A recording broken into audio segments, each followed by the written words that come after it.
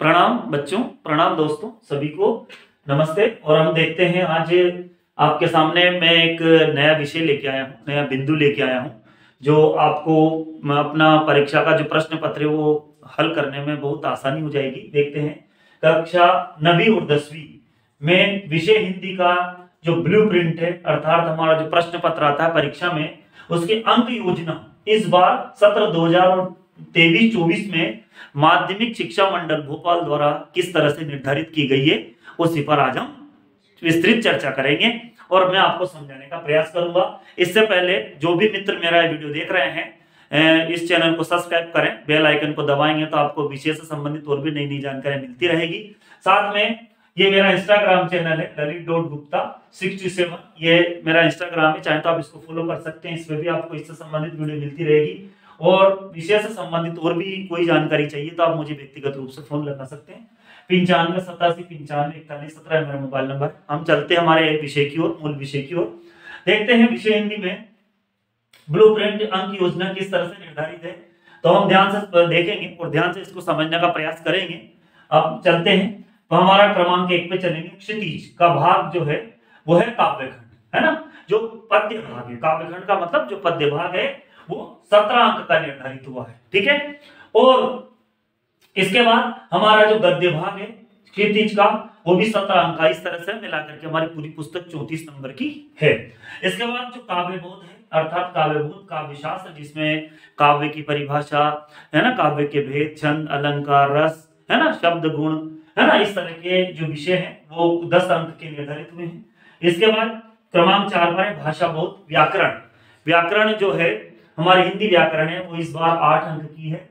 और इसके बाद 5वें क्रमांक पर हम चलेंगे, हमारी पुस्तक है कृतिका पाठ्य पुस्तक, वो भी इस बार 8 अंक की हमारे सामने निर्धारित की गई है। और अपठित जो बोध है उसमें गद्यांश या पद्यांश दोनों अथवा में, एक गद्यांश और एक पद्यांश अथवा में मिलेगा, दोनों में से कोई एक प्रश्न को हल करना है। तो ये 4 अंक का है। एक पत्र है वो भी 4 अंक का है। इसके बाद 8वें नंबर पे अनुच्छेद, संवाद, विज्ञापन या सूचना। इनमें से एक ही प्रश्न आएगा लेकिन अथवा में 2 प्रश्न पूछे जाएंगे जिसमें से एक हल करना है। तो ये 3 अंक का है, एक ही प्रश्न है। और इसके बाद अंत में है निबंध या रूपरेखा सहित, ये 4 अंक का है, ये भी एक ही प्रश्न है जिसको रूपरेखा सहित अपने को लिखना है। अब हम चलते हैं इसके अंक का किस तरह से विभाजन हुआ है, देखते हैं। ये 17 अंक का जो है हमारी पुस्तक, जो ये हमारा काव्यखंड 17 का है, तो हम ध्यान से देखेंगे का 1 अंक के 6 प्रश्न आएंगे, ठीक है। इसमें से एक अंक के 6 प्रश्न आएंगे, जिसे हम एमसीक्यू कहते हैं। वो 6 प्रश्न आएंगे और साथ में 2 अंक के 2 प्रश्न आएंगे, ठीक है। 2 अंक के, हमारे 2 अंक के 2 प्रश्न आएंगे और ये पाठ्य पुस्तक से आएंगे, मतलब पुस्तक के पीछे जो प्रश्न दिए गए हैं उनसे संबंधित ये प्रश्न आएंगे। इसके बाद 2 अंक का एक और प्रश्न आएगा जिसको हम परिचय से संबंधित बोलते हैं, जैसे लेखक परिचय, कवि परिचय। जैसे काव्यखंड है तो कवि परिचय से संबंधित प्रश्न आएगा। इसके बाद 2 अंक का एक और प्रश्न आएगा जो हिंदी साहित्य के इतिहास, आदिकाल से लेकर के आधुनिक काल तक जो प्रवृत्तियां हैं, जो काल है, जो उसके कवि हैं, उनकी रचना, उनसे संबंधित ये प्रश्न है। और इसके बाद 3 अंक का एक प्रश्न आएगा, वो व्याख्या आएगी, जो इसी पुस्तक में किसी एक पाठ में से व्याख्या पूछी जा सकती है, ठीक है। तो 6 और ये 4 10, 2 12, 2 14 और 3 17 अंक का ये हमारा जो काव्यखंड है। गद्यखंड भी इसी तरह से, बिल्कुल इसी तरह से निर्धारित है। एक अंक के 6 प्रश्न आएंगे जो छोटे छोटे होंगे, एक अंक के हैं ये।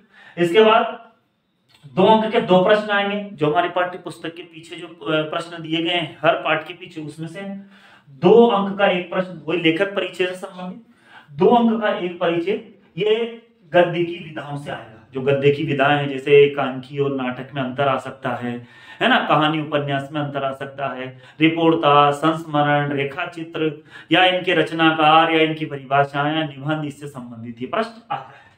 इसके बाद तीसरे पे काव्यबोध, काव्य शास्त्र से संबंधित है ना। इसमें एक अंक के 6 प्रश्न आएंगे, तो 6 प्रश्न ये हो गए 6 अंक के, और 2 अंक के 2 प्रश्न आएंगे, ठीक है। 2 अंक के 2 प्रश्न आएंगे, ये भी हमें अथवा में मिलेंगे। तो 4 अंक ये हो गए, तो 6 और 4 10 हमारे यहाँ पर निर्धारित हो गए। इसके बाद भाषा बोध, व्याकरण। व्याकरण जो है इस बार 8 अंक की है। पिछली बार ये 10 अंक की थी, इस बार सिलेबस में 8 अंक की है। तो इसके प्रश्न किस तरह से आएंगे, तो एक अंक के 6 प्रश्न आएंगे, तो 6 अंक हो गए, और 2 अंक का एक प्रश्न आएगा व्याकरण में से, ठीक है। तो 2 अंक का एक आएगा, तो इस तरह से ये 2 प्रश्न इसके हो गए, तो 2 6 और 2 8 हो गए। इसके बाद एक कृतिका, हमारी जो पुस्तक है क्षितिज के अलावा हमारी पाठ्य पुस्तक एक और है कृतिका, उस कृतिका में भी वो 8 अंक की है, और 8 अंक में उसमें एक अंक के 6 प्रश्न आएंगे, तो 6 अंक की हो गए, और 2 नंबर का एक प्रश्न आएगा, 2 अंक का एक प्रश्न आएगा, 2 अंक यहाँ पर निर्धारित हो गए। इसके बाद है अपठित बोध, ये 4 अंक का एक ही प्रश्न आता है, लेकिन गद्य और पद्य इसके अथवा में होते हैं। इसी के अंदर से ही हमें इसके प्रश्न के उत्तर देने होते हैं। जैसे शीर्षक पूछ सकता है इसी का, एक गद्यांश है उसका शीर्षक, उसके अंदर ही एक प्रश्न है, उसका उत्तर उसी में से गद्यांश में से मिलेगा, और एक सारांश पूछा जा सकता है। इसके बाद पत्र लेखन, हम सभी को पता है, हम लोग जो प्रार्थना पत्र लिखते हैं, औपचारिक और अनौपचारिक दोनों तरह के पत्र इसमें पूछे जाते हैं, वो अथवा में होते हैं। तो 4 अंक का एक प्रश्न पूछा जाएगा, ये पत्र वाला प्रश्न है। इसके बाद 8वें बिंदु पर आएंगे, अनुच्छेद, संवाद, विज्ञापन और सूचना। ये 3 अंक का एक ही प्रश्न पूछा जाएगा, ये भी अथवा में रहेगा, और ये 3 अंक का एक प्रश्न होगा। इसके बाद निबंध है रूपरेखा सहित, ये 4 अंक का एक प्रश्न होगा। 1 अंक, इसमें 4 अंक का एक प्रश्न है, लेकिन ये 4 भी 1+3 होंगे।